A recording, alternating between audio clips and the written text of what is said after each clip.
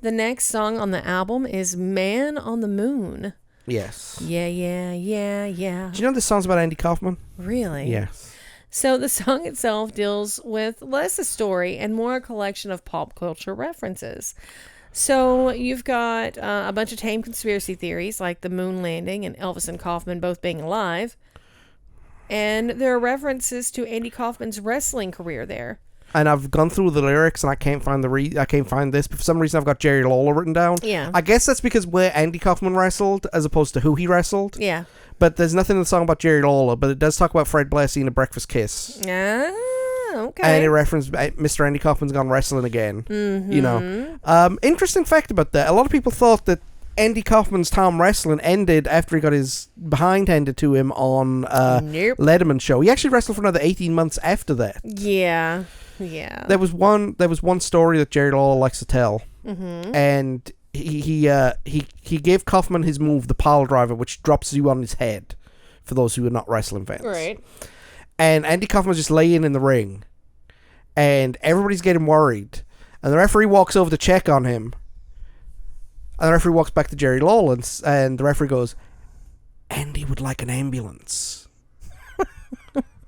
And Lawler's like, "I can't afford an ambulance. That's $500. Walk back over to Andy Kaufman. Referee whispered what Lawler said, because Lawler was the guy who ran the wrestling show at that point. And Andy Kaufman got back, whispered something to the referee, and the referee said, "He'll pay for the fucking ambulance. Just get an ambulance out here." He wasn't hurt. He just dedicated to the show. Right. That is hysterical. But the song was recorded many months before the lyrics were recorded. Yeah. Stipe had a hard time coming up with lyrics that he felt were okay. Originally, it demanded to be it was almost originally another instrumental. Which, playing this song, look, I've played this song humming it by myself, and it's, unless they chopped like half of it or 2/3 of it, right? It wouldn't a 5 minute 37-second instrumental of what the tune is without the lyrics. Even if you don't pay attention to the lyrics and don't know the lyrics, right? It would have dragged so long. Mm-hmm. Well, eventually he was walking around Seattle and listening to the mixed music and decided to write about Kaufman. And then it was recorded, mixed, and mastered on the last day of sessions. So talk about Squeaky Bum Tom. Right. And the use of the yeah,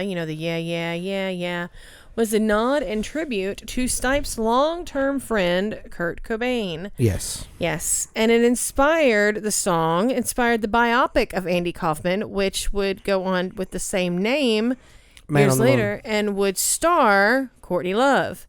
And Jim Carrey. So, yes. Two people who we've talked about a lot on this podcast. Yes. One of them is the patron saint, and the other one is the weird uncle, I guess you would call it. And then again, Stipe is just the godfather of them all, because Stipe is Frances Bean Cobain's godfather. Yes. And actually just officiated her wedding to Tony Hawk's son. The 90s called. It wants everyone's back. It wants everyone back. Now this was like the worldwide smash hit. Yes. Everybody Hurts was a worldwide smash hit too, but this one even surpassed that. Right. And I mean, this right here is probably 9 days out of 10 my favorite R.E.M. song. The 10th day my favorite R.E.M. song is the other one for the movie. Yes. Yes. So this song means a lot to me. We used to play this in the band that I was in. Yeah. And I love this song. I think it's fantastic. It's got a great arrangement. The fact that it was almost an instrumental, the fact that the lyrics were written in the final day of session, that blew my mind. Right.